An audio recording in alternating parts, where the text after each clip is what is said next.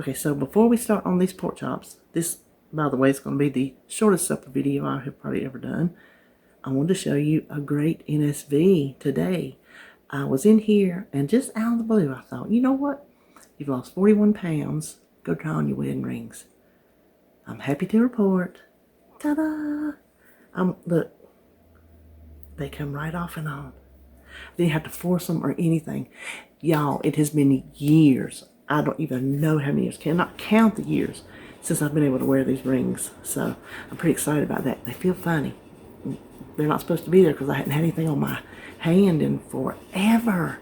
So it's going to take some getting used to. But I wanted to share that first before we started supper. Supper comes from a recipe from a website called Crunchy Creamy Sweet. I was looking for specifically a pork chop recipe because I just wanted to try something new. And it was just quicker to run to the internet and type in, you know, whatever pork chops. These are brined. That's what's different. I have never done that before.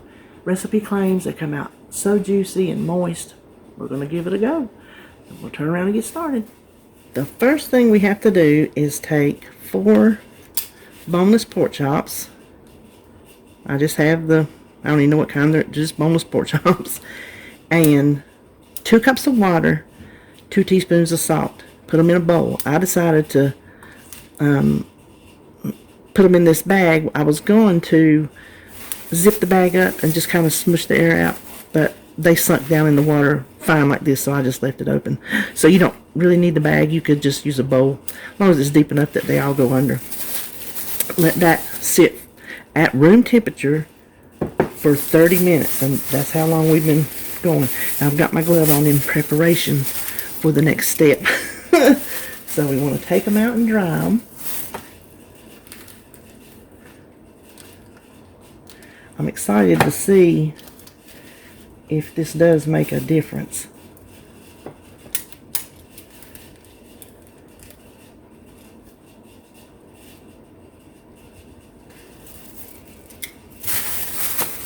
Now, I didn't put my glove on to wet them.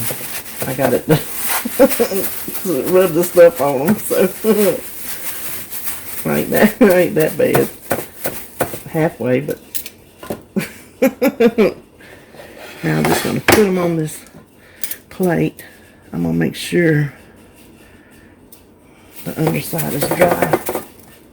I thought it might be easier to put the seasoning on them on this plate.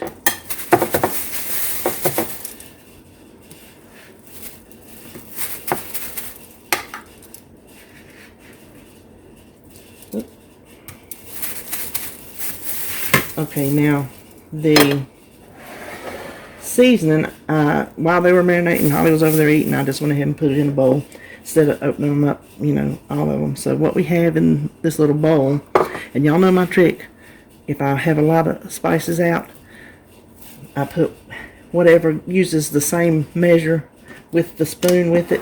So this is 1/4 teaspoon. So in the bowl we have 1/4 teaspoon of paprika and oregano.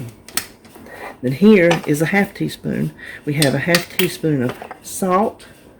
No, teaspoon of salt, garlic powder, and Italian seasoning. The first thing we need to do is spray it with olive oil. And we're going to put this on both sides. I want to keep one hand dry. I don't want to put my wet hand in on these spices and then rub it in. I think the garlic powder is what's going to make it be so good. I'm going to use it all because it does in the recipe.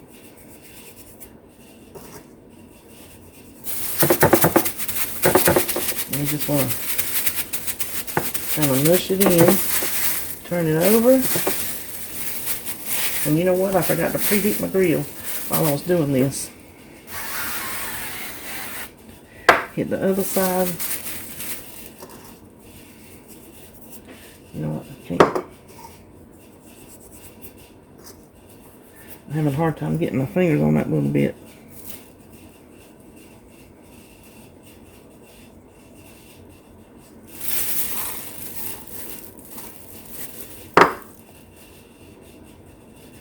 only one way to skin a cat. Even if it's messy.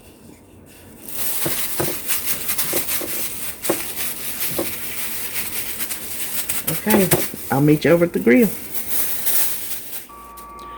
Okay, now y'all know the light on this side of my kitchen is terrible. So, if you're doing it in the grill, I have it on 400. Put your fan on. They always recommend to have your fan on. If you're doing it in the oven, do it at 375 on parchment paper, she says, for 15 minutes. I say, or until it is to your liking. So the way I do pork chops on this grill, I love that sound, is 5 minutes per side. And then I determine from there, but that's always where I start. Unless they're like really big thick ones, then I'll go like 7 minutes per side. So I'm going to put the lid on, which they also recommend because it keeps the heat in. I will flip them in 5 minutes. I'm not going to show you flipping pork chops. I will just be back when they're done. How about that? Told you, short.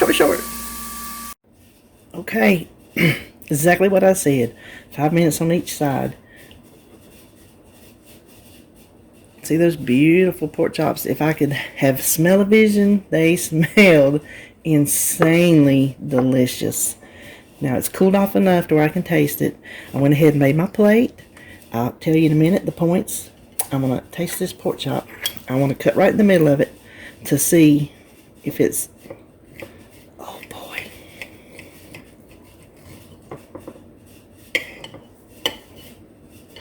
Did I get through? Hold on. Looky there. You see that? Ooh, isn't that gorgeous? Okay. Here comes the moment of truth. Okay, I had to cut away while while I was eating that. Let me tell you. Did not disappoint. That is so moist and so juicy and so flavorful. That is a excellent combination for a pork chop. And the garlic makes it. Love this pork chop. I highly recommend it. Now let me tell you my plate. My pork chop is just a boneless pork loin chop. That's what I said. Just a pork loin chop. Just a boneless chop. So it's a boneless pork loin chop. I weighed it, and the cooked points, it was 3.35, so 3 1/3 ounces. There's 2 points. 2 points. Simply filling, it's simply filling for me. But for the colored plans, purple, green, and blue, it's 2 points. 0 points worth of broccoli. I have found that I can really eat broccoli a whole lot better if I put a laughing kale wedge on it. Now, I just got it on there, but as it sits on that hot broccoli, it will be soft. When you start to eat it, you can mush it around. You should try it. If you're not really a big fan of broccoli, put your 1 point's worth of laughing kale on there. It might change your mind. And then this is just plain old orzo with a little bit of spray butter. That is 2 points worth of two. I think that's 2 points. Now I've already don't remember what's in my tracker, because I thought this was a 6-point meal. The pork chop, I will have it on the screen, because now I've already forgot. 3 points, I know that is 2 points, because 3 points was a half a cup, and I thought a half a cup was way too much. This is a third a cup, and it was 2 points, and I think that's plenty. And this is a smaller plate, which it helps fool your eye, because it's a full plate of food. So there you have it. It's either 5 or 6, depending on what my pork chop was. I think it was 2. Anyway, there you have it. Brined pork chop. I highly recommend giving it a try.